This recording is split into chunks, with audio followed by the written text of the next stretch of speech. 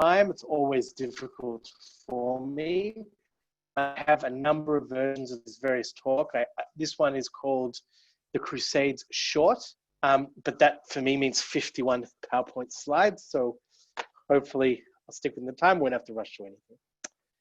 So what I've got up on the screen here to start off with is a map of the world, which is relatively reflective of the map of the world in the era just before the start of the First Crusade, which is in the early 1100s, late 1100s. And what's important to understand about the world at this time is that it is not a world that reflects or is similar to our own. And when looking at any period of history, it's very easy to fall into the trap of we know how it ends. We know that ultimately there are going to be European empires, Christian European empires that are going to conquer much of the world, that Western or European civilization is going to become dominant for centuries. There's going to be an industrial revolution. None of this was a given in the 11th and 12th century, and it certainly wasn't the case. Christian Europe, if you look at the map here, is the area in purple. The rest of Europe to the north of it is not Christian, it's pagan. And most of the Middle East and North Africa is under Muslim control. But this wasn't always the case, of course. In fact, we tend to think of the Middle East today as Muslim, majority Muslim. But again, that wasn't the case always and wasn't inevitable in other historical periods. In fact, almost the entire Middle East was at one point Christian. The Roman Empire in the year 380 converted to Christianity. Christianity became the official religion of the Roman Empire. And Christianity was absolutely dominant in the Mediterranean world. But the Roman Empire split in 395 into the Western Roman Empire, which is the one in red, and the Eastern Roman Empire in purple. We often call the Eastern Roman Empire the Byzantine or the Byzantium or the Byzantine Empire. Nobody who ever lived in what we call the Byzantine Empire would have had any idea what you were talking about. They called themselves Romans. They were Romans for all purposes. In fact, the Eastern Roman Empire was the wealthier, more powerful half of the Roman Empire, as this was closer to trade routes with the Middle East and Asia. And the reason why they split is basically the Eastern Roman Empire didn't want to have to carry the tax burden for the poorer Western Roman Empire. We tend to think today of the Western Roman Empire as being the real Roman Empire. And when the Roman Empire falls, the real Rome fell. It's quite historically inaccurate, but that's the way that we think.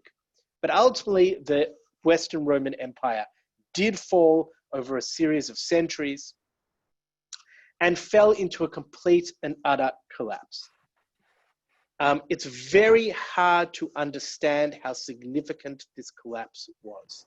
Here is a picture of Roman ruins. We tend to have this perception that history always gets better, that the quality of living, technology, living standard, lifespan was lower at one point and is higher now than it was in the past. But that's simply not true. Things go up and down. And the collapse of the Western Roman Empire was a huge down. And some of the examples as to what this meant was roads that used to be able to travel safely from effectively England in the northwest to the land of Israel, to Egypt, to Turkey, where you could have trade and commerce, ended. It was gone. That was over. Central government collapsed. Instead of being part in one of the largest, most efficient empires that had ever existed, people now lived in tiny localities where they might never leave the village they were born their entire lives. There is no rule of law. There is no effective government. Life is short and brutal. And even physical things. In the ancient Roman Empire, there was plumbing in people's homes and in public bathhouses. There was underfloor heating. This was a major, major issue. Once the plumbing systems collapsed, you couldn't have large cities anymore, because simply if you don't have plumbing and you've got a lot of people living in a short, in close proximity to each other, they're going to die of disease. You just can't. You can't. And so people in Western Europe look at the ruins of the Roman Empire and they say to themselves, this wasn't possible. They didn't even think that human beings had built it. So distinct did it seem from their own reality. But the only institution which really did survive as any kind of unifying or stable force was the Catholic Church. The Catholic Church was the only institution in the Christian European world that maintained for the most part, literacy, the ability to read and write, any kind of semblance of knowledge of the ancient world, which had quite sophisticated scientific and mathematical knowledge, to a far smaller and weaker extent, but they still maintained it. And this was a world, like I said, short, sharp, brutal lives. This was a world under siege. The Viking era does not end long before the First Crusade, where literally people, particularly on the coasts of Europe, in places like England, as far as Paris up the River Seine, are attacked by Vikings who appear out of nowhere, it seems, out of the ocean, and cause absolute chaos, mayhem, and destruction. And this is a weak society. And part of how you can see how weak this society is the rigid hierarchy known as the feudal system, which exists in medieval Catholic Europe. You have a king at the top, in theory, not always. Sometimes it can be a prince. You have church officials and nobles under them. You have knights who have power and land as a consequence of their ability to enact violence for the people above them, to arm themselves and enact violence for the people above them. And then you have the majority of the population who are peasants, poor, powerless, working farmers.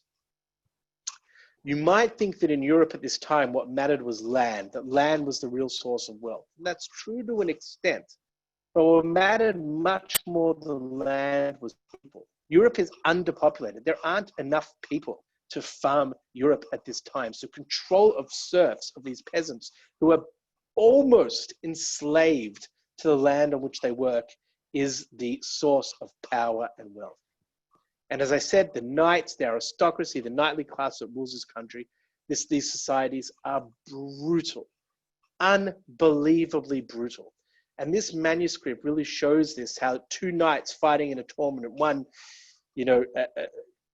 cutting through the head of the other, and the women above aren't disgusted by this, they're swooning over this.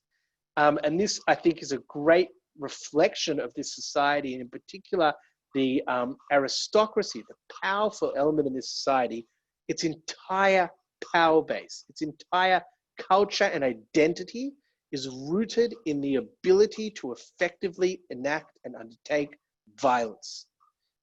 And to understand what this means, there is, I believe, I would stand by this claim, there is not a martial artist, a warrior, a special forces soldier in the world today that would be able to hope to defeat a trained medieval knight in physical hand-to-hand combat. These are people who spent their entire lives doing military training from their young teens. The very act of wearing medieval armor and holding medieval weapons and moving took incredible physical development and stamina, which again is why also the cost of arming yourself meant that small numbers of knights and aristocratic warriors could control far larger, untrained, unarmed populations. But again, despite this martial spirit, this is a world under siege. Catholic Europe, which is what we're really talking about here, isn't even the entire area in purple on this map. It's only the, oh, can I run? Oh, sorry. It's only, I think I can just write with a pen here. Here we go. It's only basically the western half. This is the Byzantine Empire in the east.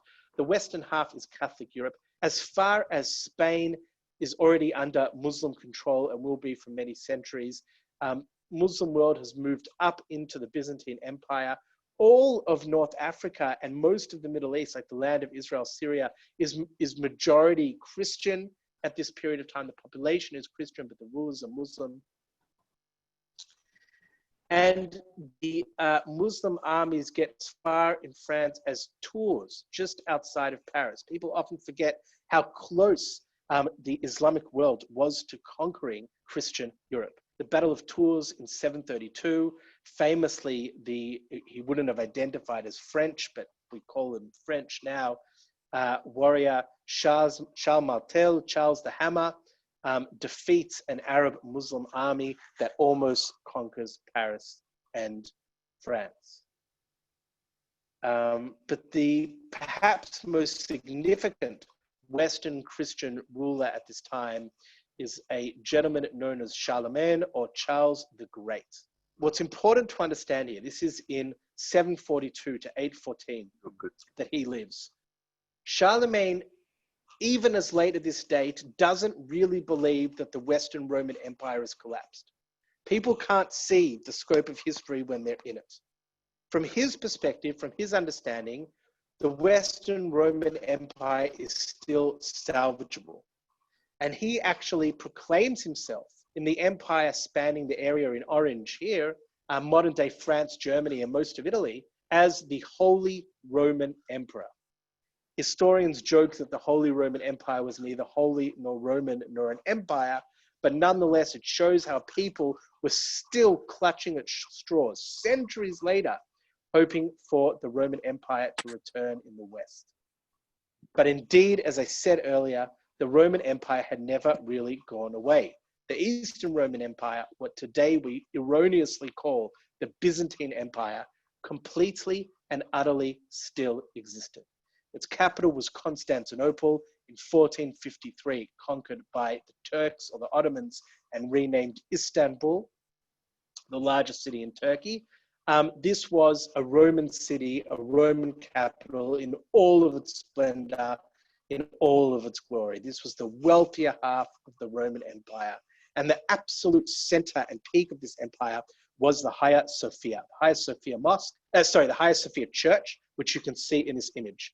It's quite topical that I'm discussing this today because ultimately this church was conquered by the Turks and converted into a mosque. But in the 1920s, when Turkey became a secular state, it was converted to a museum. The president, Erdogan, about a week ago, converted it back to a mosque, which the Greeks, who are the descendants of the Byzantines, were not very happy about. But here is a picture inside of the Hagia Sophia, one of the architectural wonders of the entire world, an incredible building. And what's incredible to think is that the Byzantines are building this as a great Roman church at the same time where the Western Roman Empire has not existed for centuries and people are looking at anything other than a one-story stone building as an impossible task. Here is an artist's rendition of what Constantinople looked like at its height. And it was indeed Constantinople that was at most threat from being conquered by the Muslim world that prompted the First Crusade. The Muslim world has in fact expanded incredibly quickly from what is today Saudi Arabia, where Islam begins. And the Muslim world conquers what is predominantly a Christian and to a very significant extent, Jewish world in North Africa and the Middle East.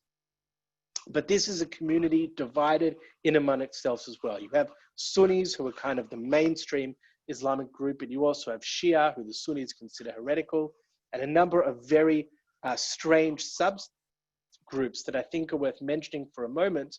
One of these groups are followers and lovers of a caliph or a ruler of Egypt who by everybody else's estimation, was quite insane.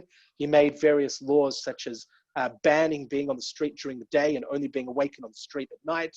He made cats ministers in his government, did very, very bizarre things. He ended up disappearing. Most historians think he was assassinated by his own sister, who wanted to stop his evil rule. He persecuted Jews as well, quite viciously. But a small group of his followers believed that he was actually the Muslim Messiah, the Mahdi, that he was going to lead them to a campaign of world conquest, which would start in China, where they believed he was hiding. You might think this group is rather bizarre and wouldn't exist till today, but they fled persecution in Egypt and settled in the mountain range that today borders Syria, Lebanon, and Israel, where they are called the Druze, who you may well know are a famous minority in Israel, very loyal to the state of Israel, serve in the IDF, etc., but have quite a bizarre origin story. Another group is the Nizari Ismailis, who were another breakaway from Shia Islam. And what they used to really do and believe in is absolute loyalty to their leader, who was called the Old Man in the Mountain. And they were so loyal that famously when the old man would tell one of them to jump off their mountaintop fortress to their deaths, they would do so immediately without asking any questions. And somebody once asked this old man, why do they do this? And he said, because what we do as part of their initiation is when a young man joins our group, for their first night that he comes, we bring him into our palace and we give him lots of drugs and alcohol, so he's completely out of his mind. And then we give him all the delicacies of the world. He collapses in a drunken stupor, wakes up the next morning, and we tell him we've given him a sight of heaven, of the world to come. And if you die in the name of our cause, you will go to heaven. And therefore, they're willing to jump to their death on demand. They were very, very famous as killers. They were able to sneak into enemy groups and kill them at will. And they were given a derogatory term based on the Arabic word for marijuana, which is hashish. And they were given the term hashishin, which became in English the assassins. And this is the origin of the assassins, who were a significant group at this time. But indeed, this was an Islamic golden age. If Western Europe in particular is in an age of complete and utter collapse, economic, social, health, learning, the Islamic world is where things are relatively flourishing. Science, medicine, mathematics, as a general rule, although sometimes a bit too much is made of this, the Islamic world is significantly more tolerant of minorities such as Jews than the Christian world. But where are the Jews at this time? And I guess this is what really matters to us. So there are some Jews in Europe, but not many. Eastern Europe, there are hardly any at all. In the Byzantine Empire, there are Jews, but they are persecuted horrifically. The Byzantine Empire was an incredibly anti-Semitic institution. There are some Jews in Western Europe, particularly on the Rhine Valley, near the border of what is today Germany and France, famously Russia and others. But these are small communities, very small. Often we're speaking about in the hundreds, not even in the thousands. And they're small because there's not much there. This is not where things are happening. This is not a up and coming part of the world as far as anybody can predict at this time. This is a poor, brutal backwater. But what's important to say is that prior to the First Crusades, many of the stereotypes that we have about Jewish life in Christian Europe are not the case yet. Jews at this stage are not forced to wear distinctive clothing, do not live in ghettos. It is quite different, but we'll get to that in a moment.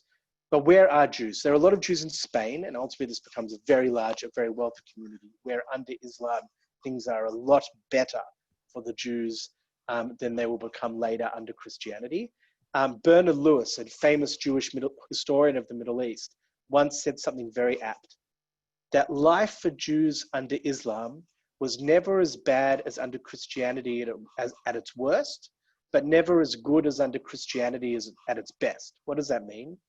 Jews in the Islamic world never faced something like the Nazi Holocaust, or maybe even what we're going to see in the Crusades. But they never faced something like the freedom that we experience today in Australia. Often people speak about the golden Jewish age of Islamic Spain as if it was this incredible period of tolerance. Jews were still not allowed to ride horses. Jews were not allowed to carry weapons. Great markets. Jews were not allowed to build their homes or their synagogues larger than those of Muslims or mosques. This is not an equal society by any means, but it's certainly generally preferable than under Christianity. But most Jews by far in this era are in the Middle East still. The Abbasid Caliphate, which is one of the most significant Muslim caliphates based in Baghdad, is predicted to have had 90% of the Jewish population of the world at that time under its rule. So this is in North Africa and in the Middle East, in places like Iraq, the land of Israel, Egypt, etc. And this was really where the majority of Jewish life was.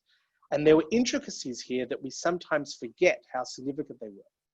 And one of them is the Exarch, or in Aramaic known as the Resh Galuta, the head of the exiles.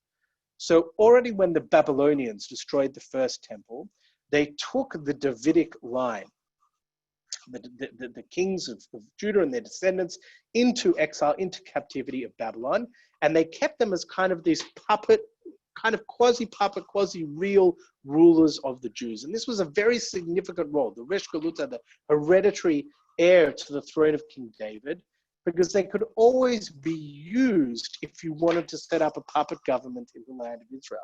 And the Babylonians weren't the only ones that maintained this. The Persians, when they conquered it, maintained it. And certainly when the Muslims conquer what is today Iraq, Babylon, they maintained the Exarch and the Resh Galuta as a hugely significant person and role in the Jewish world and in the non-Jewish world as well. I've got a question here. I've got one trivia quiz, and I'll give, I don't know, Tisha B'Av, it's appropriate to give prizes. I'll be very impressed if anybody can answer this. There is a tefillah that we say every week till today for the well-being of the Resh Galuta. Does anybody know what it is? You say it every week. You say a bracha for the well-being of the Resh Galuta. Anybody know?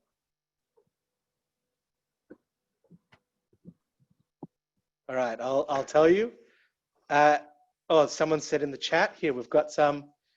Yakum Pakan, exactly. Very, very good. Shimon Suskind. And you would have knew, fantastic. Slalom family, awesome.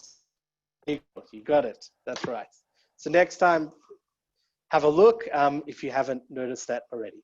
And of great significance in this part of the Jewish world is, of course, the academies, the Talmudic Academies and the Gaonim in Surah and Pumbedita in particular, but in other places as well. This is, of course, where the Talmud Bavli is written. This is the intellectual heart of the Jewish world and really will be until Iraq is conquered by the Mongols, which sees a complete collapse of Babylonian or Iraqi society in general, of which they and the Jews never recover.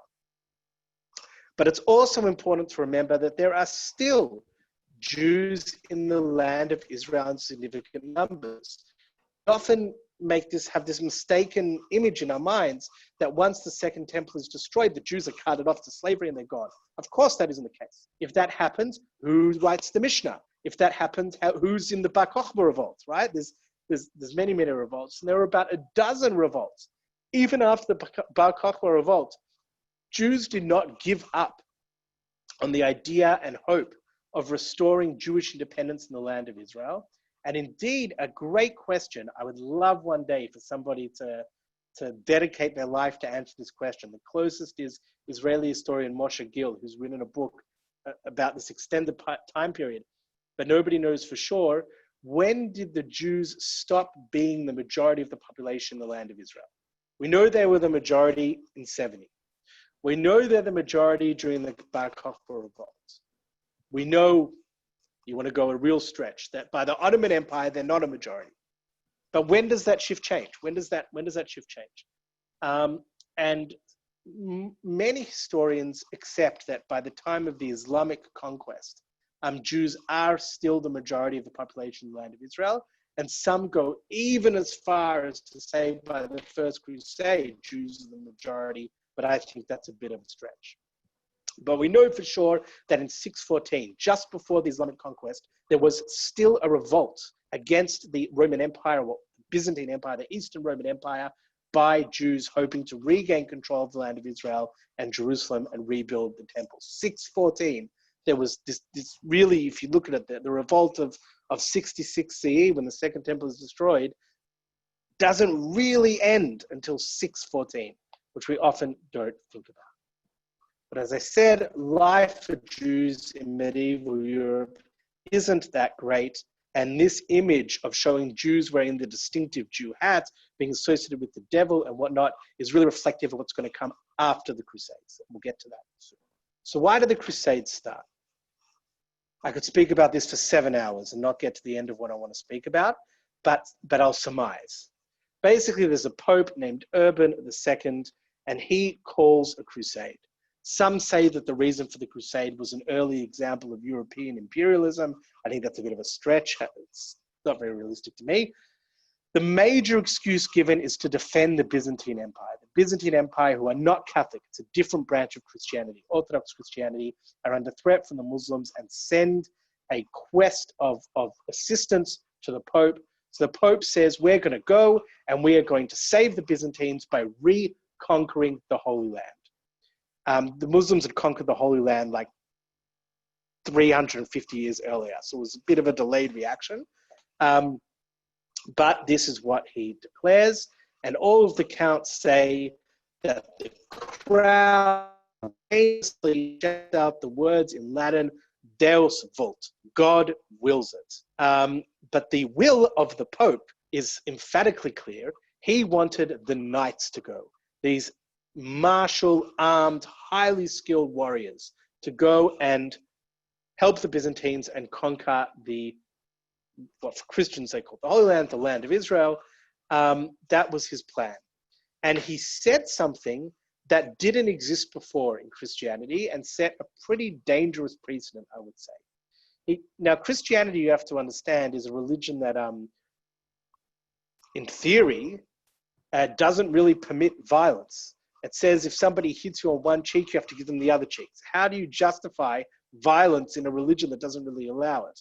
Well, Pope Urban II came up with this new idea, which was that if you killed an infidel, if you killed a non-Muslim, a non-Christian, in the name of Christianity, you would go to heaven.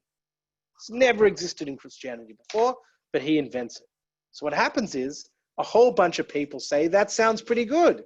I can go no matter what I've done in my life, no matter what sins I can do, I can go on this exotic adventure when I never leave my home or my village most of the time throughout my whole life anyway. I can go to the Holy Land. I get to kill people, which in my society, in my worldview, sounds pretty fun. And I get my slate wiped clean and I go to heaven. Who's not going to do it? Who's not going to agree to that?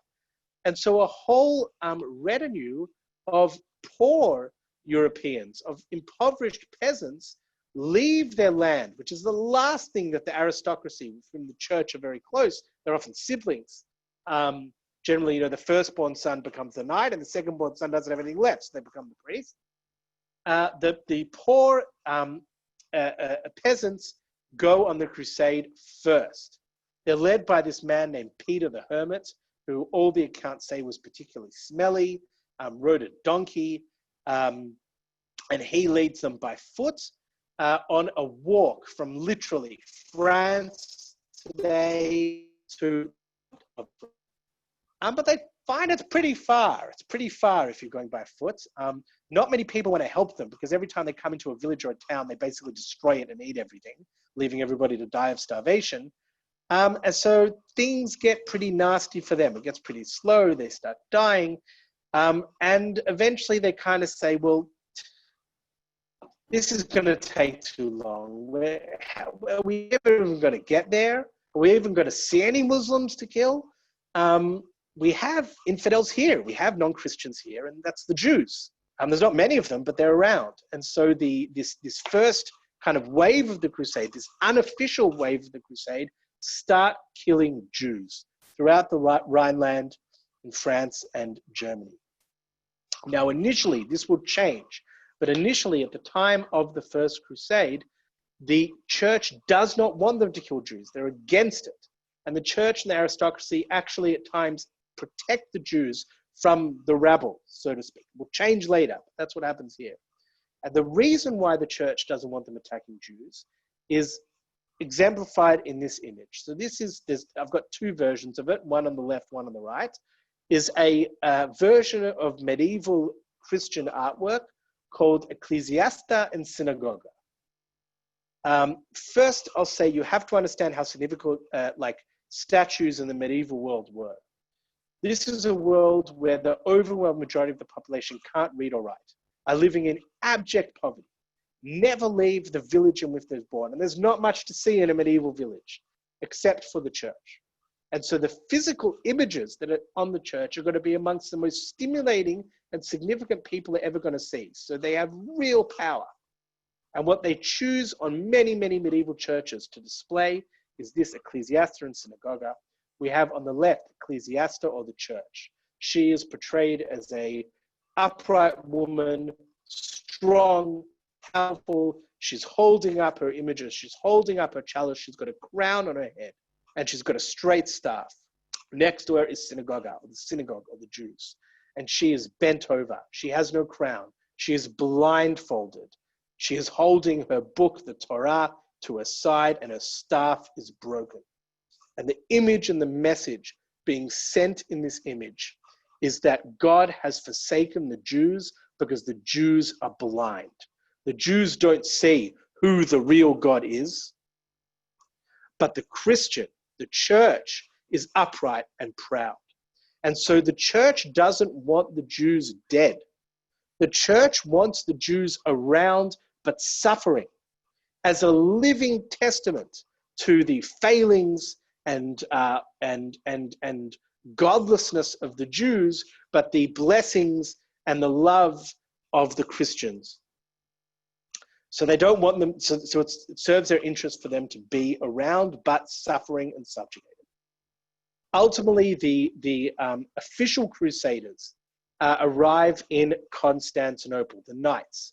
Now, these people fancy themselves wealthy, sophisticated aristocrats.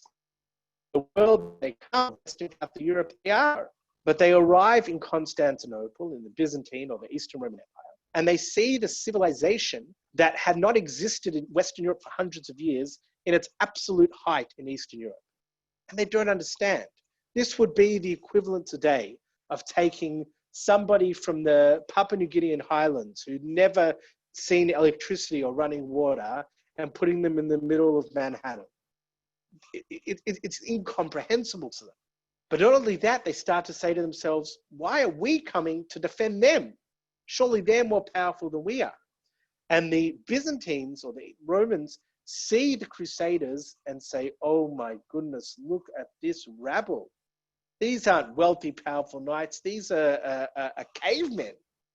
And they don't even let them into the city that they've come to defend. They very quickly move them along towards the Holy Land, or the land of Israel and the Muslims. Eventually, the Crusaders get to the land of Israel. They get there and they get to Jerusalem in 1099. I'm going to read you 3 of the accounts that the Crusaders themselves give of their conquest of Jerusalem. Here's from Ges Francorum. Our men were killing and slaying even to the Temple of Solomon. It shows you how ignorant they were. When they got to Jerusalem, they thought that the Dome of the Rock was Solomon's temple still standing, where the slaughter was so great that our men waded in blood up to their ankles. Raymond of Aguilera says, and in the temple and the porch of Solomon, men rode in blood up to their knees, and their bridle reins gets higher. And then from Fulcher of Charters, in the temple, 10,000 were killed. Indeed, if you had been there, you would have seen our feet colored to our ankles with the blood of the slain. But what more shall I relate? None of them were left alive, neither women nor children were spared. They're, of course, speaking here about the Muslims that they killed, but it wasn't only Muslims that they killed. There were still many Christians. They weren't Catholic Christians. They were Orthodox Christians. They killed them too. And indeed, there are Jews in the land of Israel and in Jerusalem, and the Jews actually work with the Muslims to defend against the Crusaders in Haifa and in Jerusalem itself, but they too were killed. And infamously, the Crusaders gather the Jews into the synagogue in Jerusalem and burn it down on their heads. A big question is, how did the Crusaders do it? We said that this was a weaker civilization. Well, there's a few reasons to explain their initial success. They initially arrived, conquered Jerusalem, and set up a number of Crusader kingdoms in the Middle East. One of the ways that they're able to do this is because of the weakness of the Islamic world at that very moment. The Islamic world is very divided amongst itself, and this division is exploited by the Crusaders, but it's only temporary.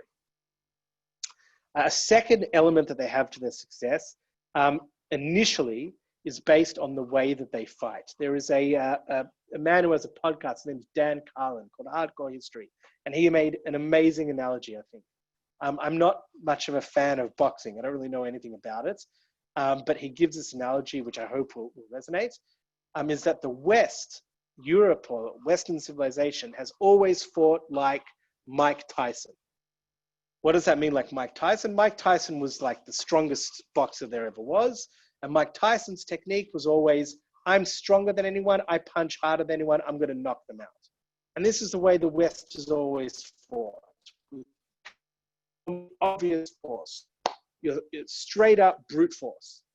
The East, on the other hand, he says, is like Muhammad Ali. Muhammad Ali was not the strongest boxer around, but he was the fastest and the smartest. He was nimble. And so the East fights like Muhammad Ali, creative, a little bit sneaky, a little bit more based on kind of intelligence over broad. And if you actually look throughout history, there's some elements of truth to this.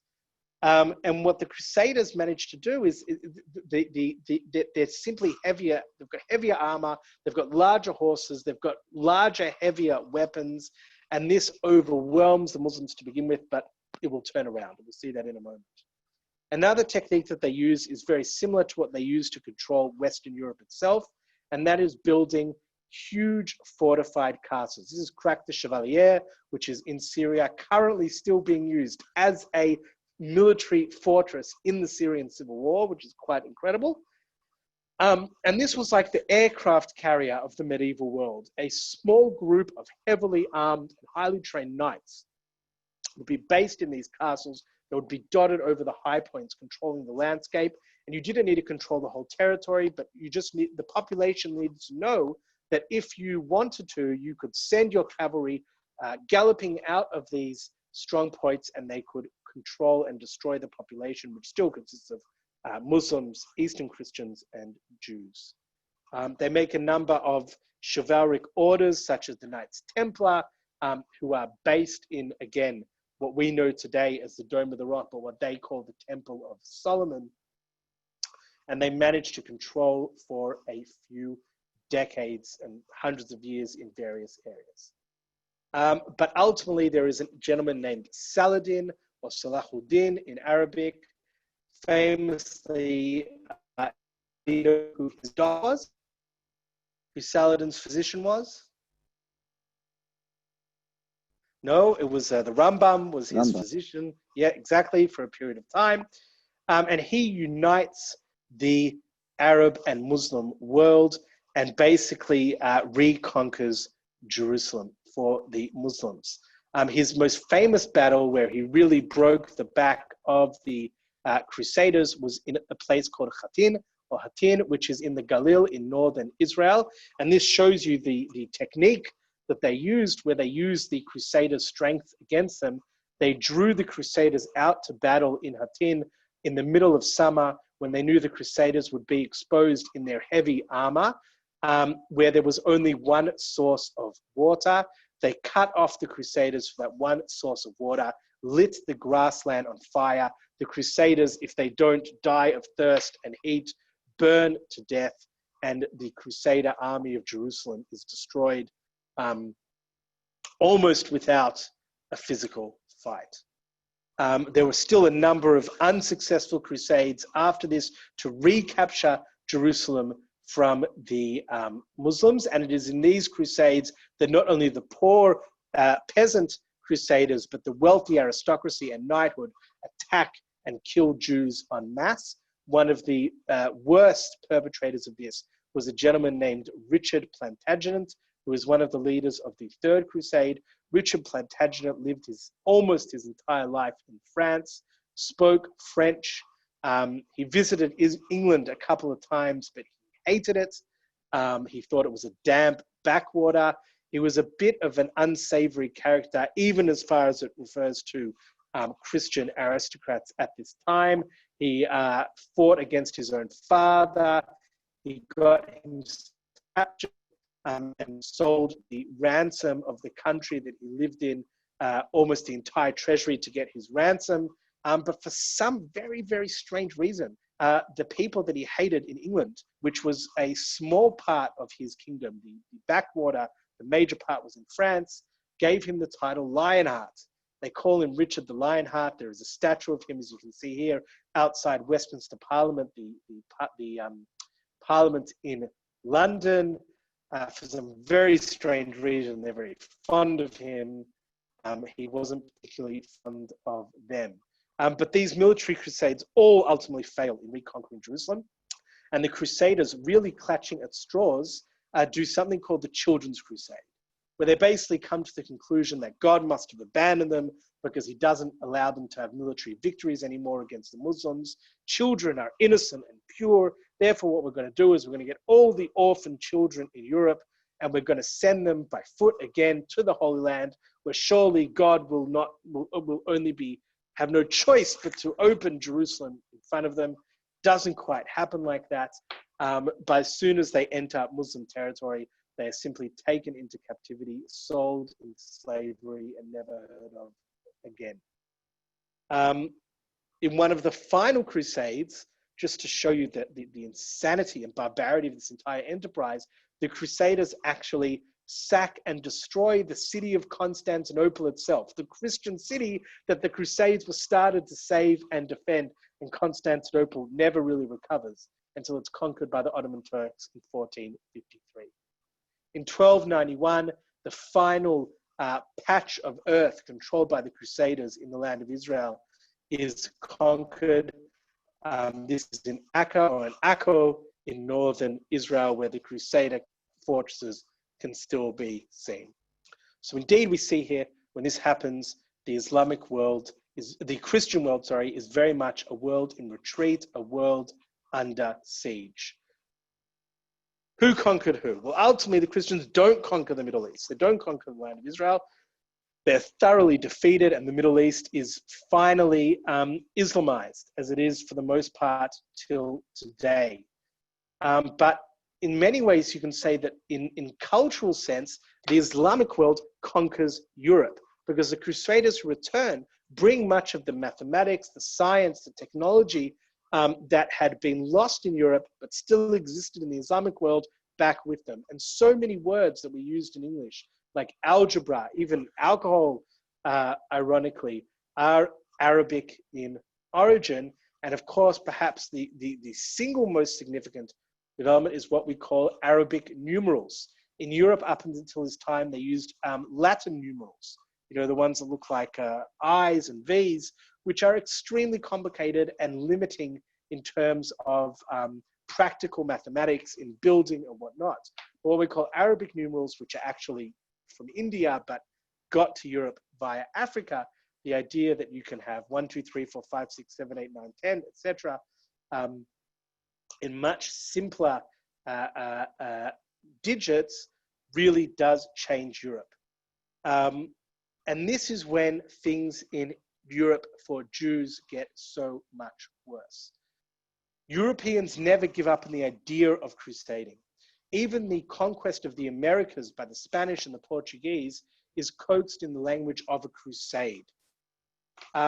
the Christian world is hurting. They feel like they've been unsuccessful. And so they turn inwards on themselves in an effort of getting religious uniformity and the persecution of the really only significant non-Christian group in Europe, who are the Jews. And it is only after the Crusades that we see the obligation of Jews to wear distinctive clothing, such as the Jew hat, which you see in this image, or yellow badges, which begin then, the ghettoization of Jews, the extreme limitation on Jewish professions, and ultimately the expulsion of Jews from France, from England, ultimately from Spain, which ends, for a period of time at least, Western European Jewish civilization.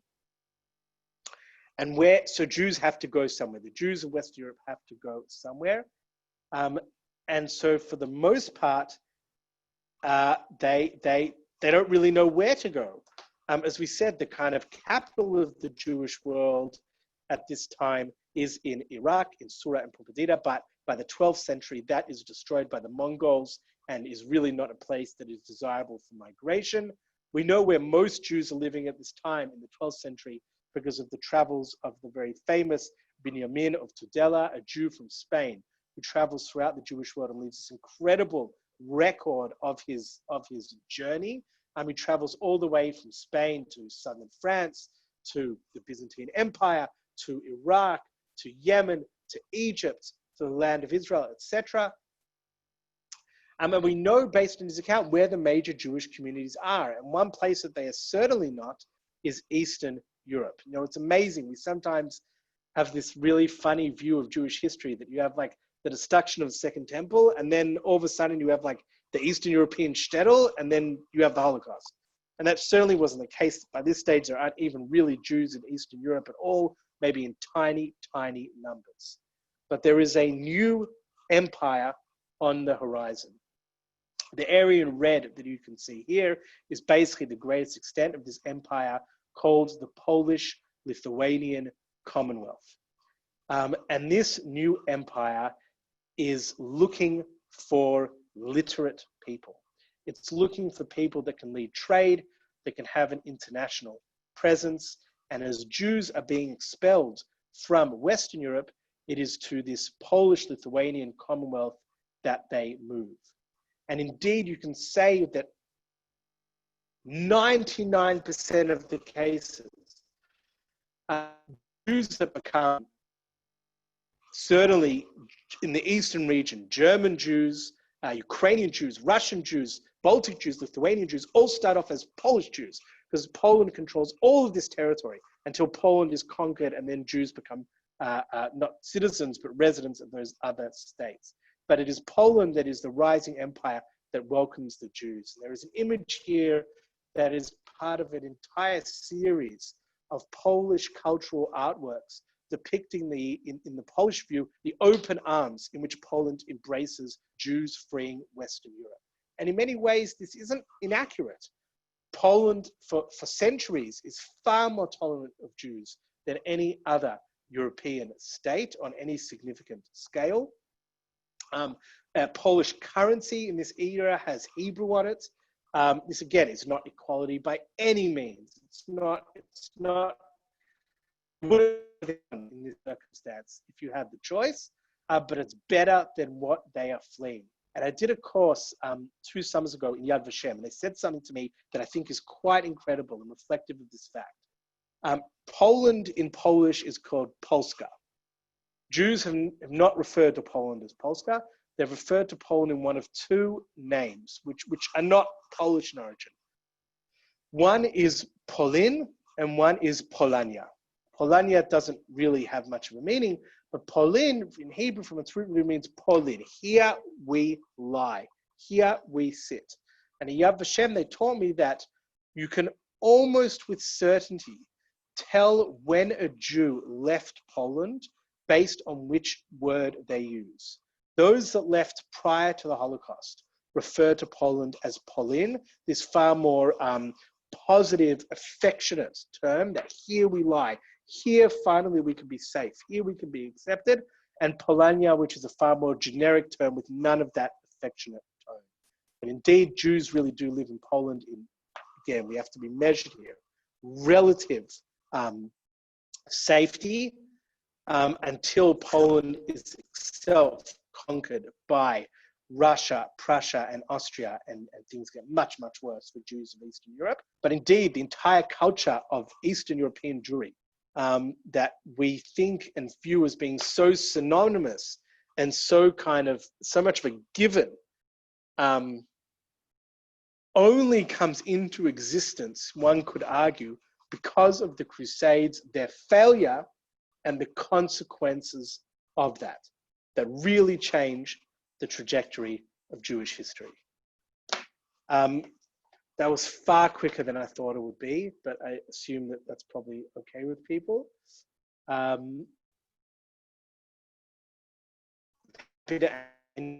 anybody might have, if there are.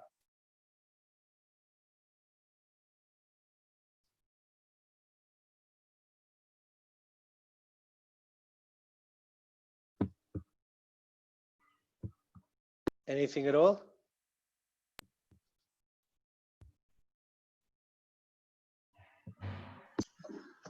While we wait for anyone to speak up, so I just wanted to thank you for always being available to give us these very, very thought-provoking talks, and also in general for thought-provoking articles and helping us out in so many different ways. Shkoyach.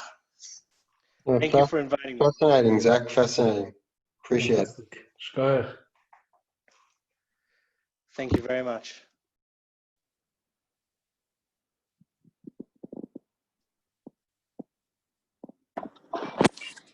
Oh, I think people are writing me messages in the chat. Sorry, I didn't see that. Somebody said to me, do you see history repeating itself today? Yeah, I actually, it's very dangerous to predict history. You can almost be certain that you're going to be wrong. But if there's one thing that I think is happening, and again, I don't want to stake my reputation on this, right? I definitely don't think this is definitely the case, but I fear that we might be in that kind of fall of the Western Roman Empire kind of era in terms of Western civilization in general. I remember within my own lifetime, I think 2001 and 9/11 was a big turning point. Before then, it was kind of a given that America was the sole superpower and was going to, be that way for, an unpredictable period of time. And I feel like it's not so much of a given anymore. Whether that's going to be better or worse, it's risky to judge. But I think that we might, in the future, people might look back in our time and say, didn't you see the writing on the wall? It was so obvious we were in this era of rapid change and transition. Somebody wrote, why do you think the Turks took over the museum and made it into a mosque again? Why now? I think that's because President Erdogan, who is the current president of Turkey, unlike all previous presidents of modern Turkey, is not a secularist, but an Islamist who has very dictatorial, authoritarian tendencies. It's a populist move to prove his strength and his power. It's extremely dangerous and volatile, and I think that it's the act of a would-be tyrant. In terms of the Jews that ended up in Rome after the Second Temple destruction, why didn't more Jews stay in that area? In Rome itself, I guess the question is asking. So some do. It becomes very difficult to be a Jew in Rome over time. With one thing we do have to remember is that this is also a time when many Jews, unfortunately, convert to Christianity. There are Jews in Rome, but again, there aren't as many as we might think. There are certainly thousands of Jews taken into slavery into Rome after the destruction of the Second Temple. The Colosseum is built by Jewish slaves. A lot of people don't know that. But to be a slave in the Roman Empire, for the most part, means, again, you're going to have a pretty short and brutal life. You're probably not going to be able to have a family and have children, which may have brought the end of many of them. When and why did the Christians stop crusading and killing the Jews freely? I mean, depends on when you ask that. 1945, you could say, if you really wanted to stretch it. But the Crusades, again, like I said, the conquest of the Americas is called a crusade by the Spanish and the Portuguese. The first time that Jews are allowed to be citizens in Europe. Remember, Jews in every European country in which they live up until this point are not citizens. They're basically resident aliens who have no rights whatsoever, is with Napoleon. Napoleon was the first to allow Jews to be citizens of any European country. And even that was ultimately retracted and reversed a number of times. Where does England fit into the Crusades? So the first crusade gets to Jerusalem in 1099. England, as we understand it today, only starts to come into existence in 1066. Only a few years earlier, William the Conqueror from Normandy conquers England and starts a very many decades-long process of creating the English state that we are familiar with today. So there are English participants in the Crusade, particularly later Crusades, but we have to be confused about what England means. Nation states, as we understand them today, don't exist at this time. There is no such thing as France or Germany or England, really. Or what is England is ruled from France in Normandy. And the rulers and the aristocracy in England are not English. They don't speak English. They are Norman, which is kind of this Viking-French hybrid.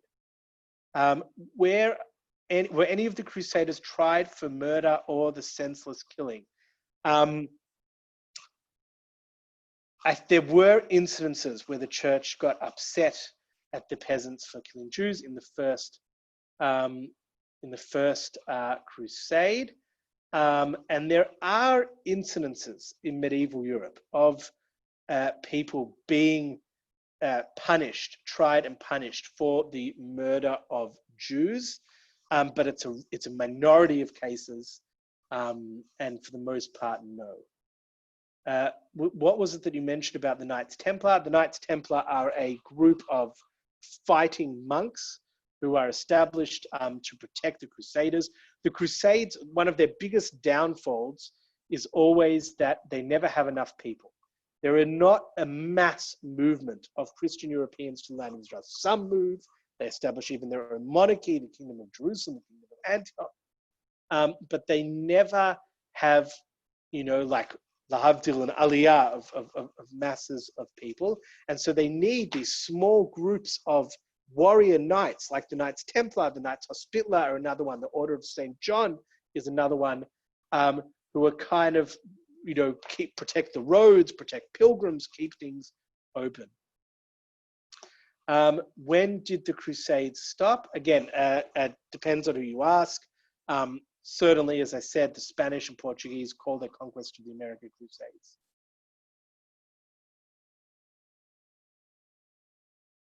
And that's in the 1500s, really.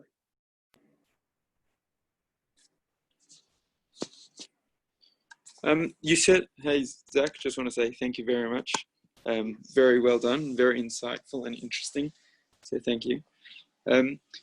In that map that you showed of all the Jews getting kicked out of the different countries, some of the dates were even before the Crusaders started.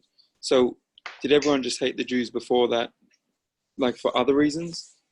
There was definitely persecution of Jews prior to the Crusades, but it was more limited. It was less institutional.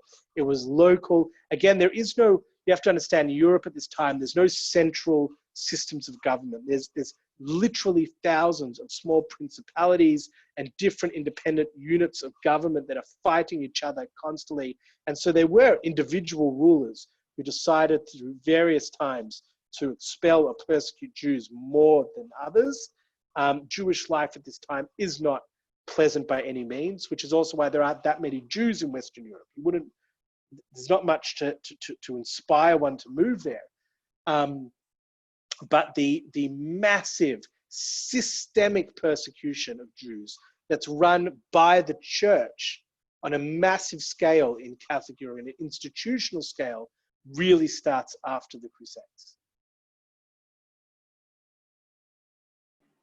Yeah, it's more ad hoc before. Yeah. Right. Yeah. So you said it started in France.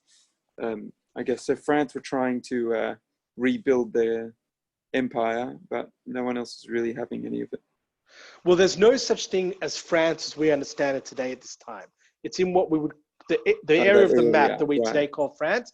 But the Catholic Church also saw itself as the Roman Empire. I mean, in many ways, it kind of was in the West. It was the only institution of the Roman Empire left. And the Catholic Church is constantly trying to kind of assert its dominance over all of Western Europe, whereas the individual knights and aristocrats and princes are fighting that because they each want their own piece of the pie. So they're kind of fighting with each other and against each other constantly, which is made even more bizarre because more often than not, they're literally from the same families. Right. Somebody says, were there any crusades that were only against the Jews? Not that I am aware of. Did they hate the Jews for being Jews or did not being Christian? As well as did they differ in their killings between the religions and irreligious Jews? So certainly at this time, there wasn't really such a thing as an irreligious Jew. Would there have been individual Jews that in their own home wouldn't have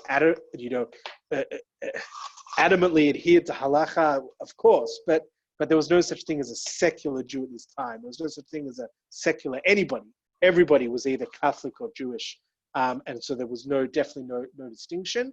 And they definitely hated Jews both for being Jews and for not being Christians. This is a very intolerant society that has no room for difference. So that would be one level of persecution. There are there are in southern France a group called the Ayazon who are non-Catholic Christians, and they are persecuted. They have their own crusade against them, but they also specifically hated Jews. Definitely, Jews were seen as the people that killed their God, etc. You mentioned the Mongols a few times. What did they do in particular to destroy? Not the Persian Empire. The Mongols conquer the Abbasid Empire, the Muslim empire based in modern-day Iraq. They just simply, Baghdad was one of the wealthiest, most prominent university centers of the world at this time, and the Mongols completely destroyed the city. Famously, travelers hundreds of years later say there are still pyramids of human skulls outside the city. They destroy the waterworks that feed all the agriculture. They completely destroy the city, which was probably the major Jewish center of the world at the time, and that ends that very much as well. When did nation states begin? That's a great question, but a very, very hard one to answer specifically. A lot of people would say in 1066, when William the Conqueror conquers England, that's really the first start of a nation state. But really the modern nation state starts with Napoleon in the early 19th century, I would suggest, in the way that we understand the nation state today. Somebody said, when did secularism begin? Well, again, the Jews are often the first to do anything.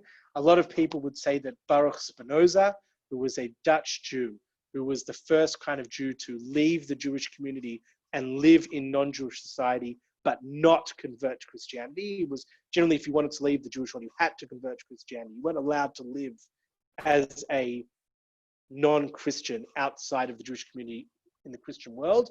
Baruch Spinoza is really kind of the first who's allowed to do this in Holland. Is probably the first secular person, the first secular Jew and the first secular person in many ways. Well, often they didn't want to pay back debts to Jews, so killing them for religious reasons was convenient. Absolutely. One of the main motivators for killing Jews, often Jews were not allowed in many Christian communities to be anything but moneylenders because moneylending was forbidden to Christians.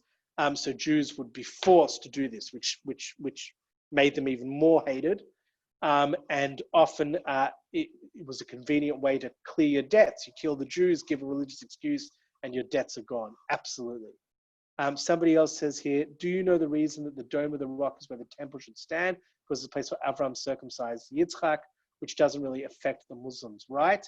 A very, very interesting point. I could do a whole talk on this topic, but it is safe to say if one reads the Quran, which is the Islamic religious text, it is emphatically clear. The word Jerusalem is never mentioned. it only speaks of Masjid al-Quds, the temple most far. And it says that there is something called the Al-Hijra, the night journey, when Muhammad, who is the founder of Islam, is alleged to have traveled on a mystical creature called Al-Burak, who had the body of the horse, the wings of an eagle, the head of a man, through this mystical journey to the temple most far, where he tied this creature to a wall and ascended from a rock to heaven, is the only Islamic connection to this site. The word Jerusalem is never mentioned. And the traditional Islamic understanding, or at least the modern Islamic understanding, is that this temple most far is the Temple Mount, or the temple in Jerusalem, which I often say is quite amazing if you think about it, because there is a tendency in the Islamic world today, and even beyond it, bizarrely, completely ahistorically, to deny the Jewish historic connection to Jerusalem, to deny that the temples ever existed. But if there was no Jewish temple in Jerusalem, it doesn't make sense that this night journey occurred in Jerusalem, and the wall is, of course, the Western Wall, and the rock is, of course, the Kodesh HaKodeshim, and so therefore it's not a Muslim holy site. So you can't have your cake and eat it too. So in many ways, the Quran is actually an incredible source to justify the Jewish connection to Jerusalem. Fascinatingly, also, just as a little trivia side point, the Quran is extremely critical of Jews that don't keep Shabbat. You should have a look at that. That's an interesting side point. Okay, I hope that answers that question. Here's a question. Were the Crusades an army or a group of people? How was the conquest of the Americas a crusade? So the Crusaders were never one unified force. There was the Peasants' Crusade to begin with, but most of the Crusades preceding were led by aristocrats, and different princes would have their personal armies, which they would work with other princes to conquer the Crusades, and sometimes they did end up fighting each other and killing each other. Absolutely. And how were the conquest of the Americas a crusade? Well, the Crusades, in theory, were basically any war used by Muslims to conquer Christians to conquer non-Christians. And so when the Spanish and Portuguese Catholics conquer the non-Christian Native Americans in South America, they call it a crusade. It's kind of purifying non-Christian land for Christianity.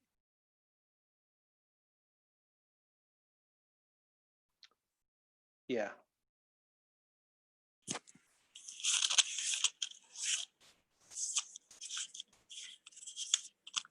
Any other questions? I have another question. Sure. You know how we don't say of Harachamim on Shabbos Mevarchim, but we do say it on Shabbos Mevarchim Sivan. Why is it specifically then? Like, was it specific to a certain time of the year? It seemed to have been going on for a while. Oh, that I'm not sure. That might be a question better posed to Rabbi Leshus. I don't want to put him on the spot, but I don't have a good answer for that. That wants to do with Talmudic pogroms. According to my understanding, so in the first Crusades, so there was a significant amount of the where the Chachmei, where the Baalei HaTosfos lived. So a lot of that was destroyed around the months of Sivan and Tammuz, which would have corresponded with the summer in the Northern Hemisphere, which is probably a good time to, if you're a knight, to go on a rampage.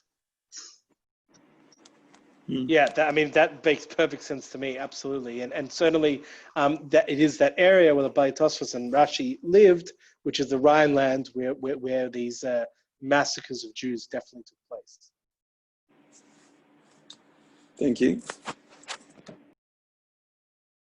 Somebody mentioned York Tower. Yes, York Tower was a fortification in England, in northern England, where infamously there was kind of a popular desire to kill the Jews, and the Jews were given refuge in the tower, ostensibly by the aristocrats, and they ended up being burnt to death in the tower, which is why there is a gezerah not to sleep in York. Probably Muddy being from England, can address that closer, but if I'm not mistaken, there is still a gezerah that is enforced today that a Jew should, if possible, not spend the night in York, northern England. That's correct. Yeah, That's why I never slept there. there you go.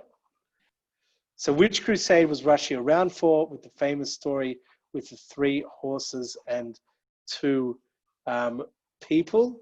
I'm not entirely certain. It's also hard to distinguish, other than the first crusade, between them, because kind of crusading, yes, there is this kind of loose categorization of a number of crusades, but it was more a multi-decade or even century kind of movement and phenomenon. Who issued the Gezerah York? I'm not sure. I'm not sure who initially issued it. Yeah.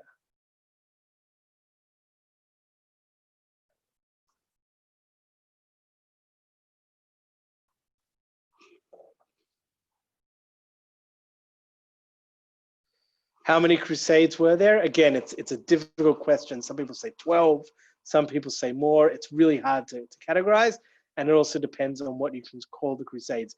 The conquest of the Baltic, which is today Lithuania, Estonia, and Latvia, was also called a crusade. Is that accepted as a crusade or not? Depends on who you ask. But there were definitely a lot. Yeah.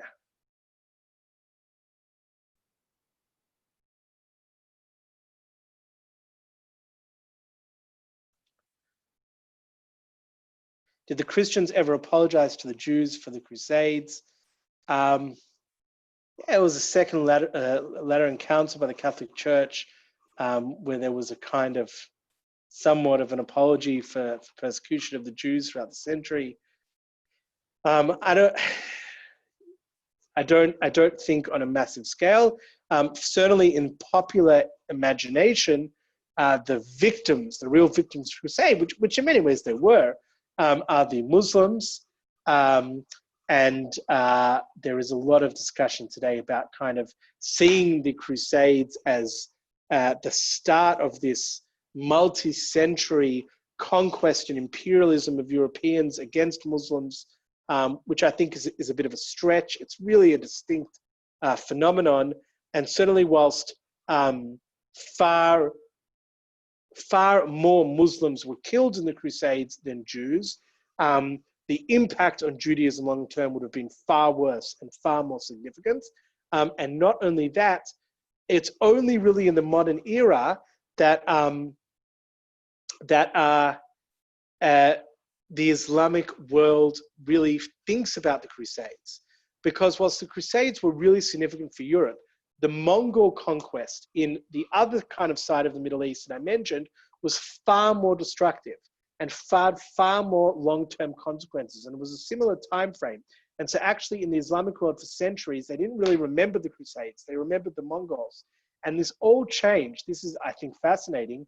When Kaiser Wilhelm II, the Emperor of Germany, visited his ally, the Ottoman Empire, and traveled to the tomb of Saladin, who the Muslims had really forgotten. He wasn't even an Arab, he was a Kurd.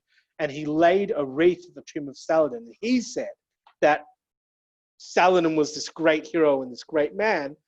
And the Arab world turned around and said, we don't even remember who this guy Saladin is, but if the Emperor of Germany says he's important, he must be important. And they adopted him as a national hero, as the unifier of the Arabs, even though he actually wasn't Arab, he was a Kurd. And the eagle of Saladin, Saladin's alleged symbol, is the state seal of many Arab states today, of Iraq, of the Palestinians, of Egypt, which is really kind of bizarre. And now Europe is very embarrassed about the Crusades, but more about the impact on Islam than on Jews. My dad has recently been admitted to the order. Did Jews ever try to fight back against Crusades? Absolutely, they did. Jews fought with the Muslims in general, certainly in the conquest of the land of Israel, against the Crusaders. Weird fact, my dad has recently been admitted to the Order of St. John. That's fascinating. That is a Catholic order that does, if I'm not mistaken, has its descent from the Crusades. Why did you stop at 1200? Why didn't you continue history up till today? Is it because you didn't have enough time? Absolutely, yeah. I mean, if people are willing to sit here and listen to me till tomorrow, I'll do it. But I assume people are not, which I completely accept.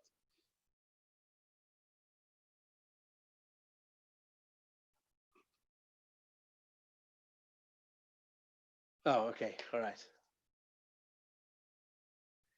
Love to hear more anytime. I'm always happy to talk. Okay, I think we'll wrap it up there. Thank you very much, Zach. Thank you. Thank you. Thank you very much, Moti and Zach. Thank you, and thank you to Moti and Rabbi Leshes and for inviting me, and everybody for listening. I hope it was worthwhile. Thanks, Zach.